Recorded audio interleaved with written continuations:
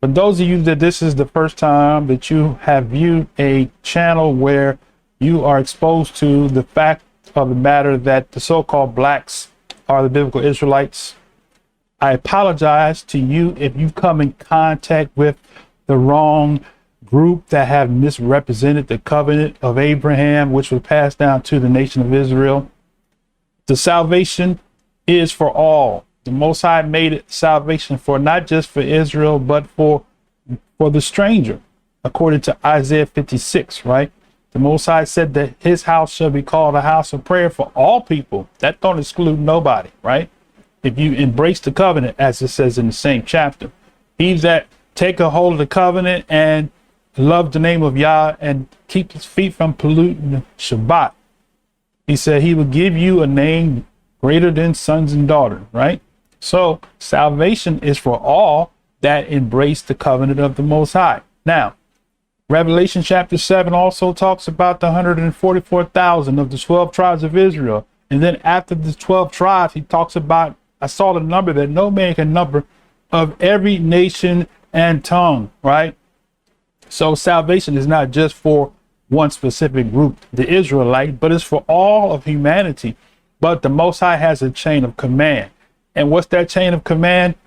The nation of Israel, right? That's the so-called blacks. That's who we are. That's how we were scattered. That's how we were led captive. That's how we were taken prisoners, sold as male and female slaves, because all the prophecies that points to the people that the Most High chose to be his kingdom of priests in Exodus chapter 19, all those prophecies point to a people who would be scattered among the nations, not a people that would get visas and that would immigrate into other lands and set up camps here and there, but a people that was taken against their will.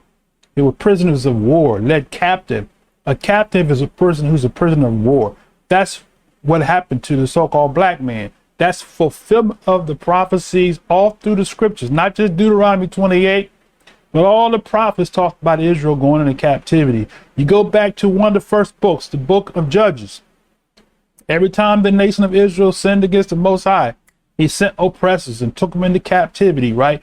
So the method of operation that the Most High used is consistent throughout the biblical text. So why would the Most High have a method of operation pertaining to the children of Israel, then all of a sudden now it becomes null and void?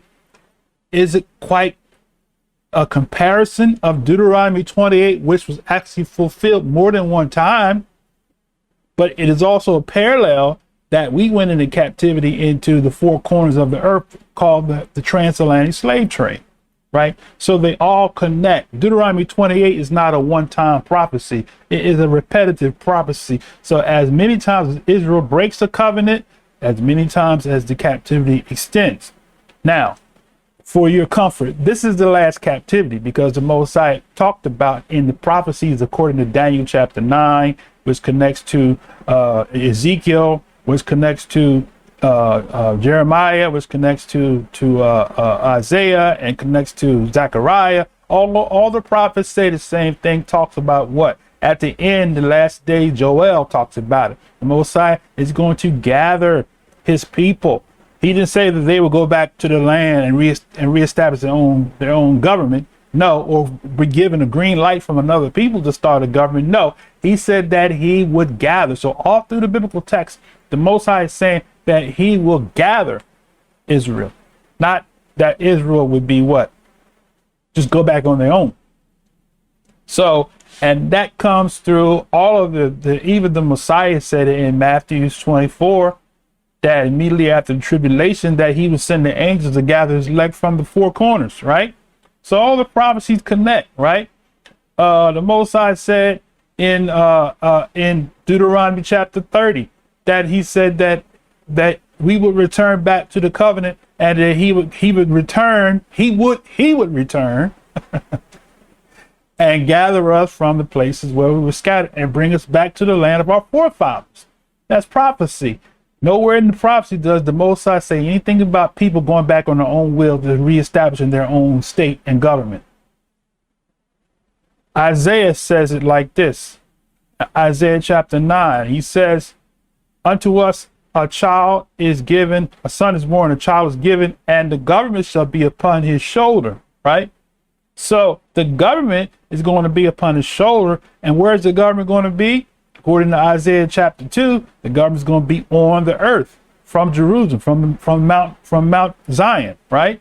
The law shall go forth, right? In the time of the 1,000 years of millennium. That's what that's all about. So I want to set something clear so you won't have a distaste for the truth, because you came in contact with those Israelites that are straight wicked in their approach, and they're attacking other nationalities instead of being a priest to them as what we're supposed to be.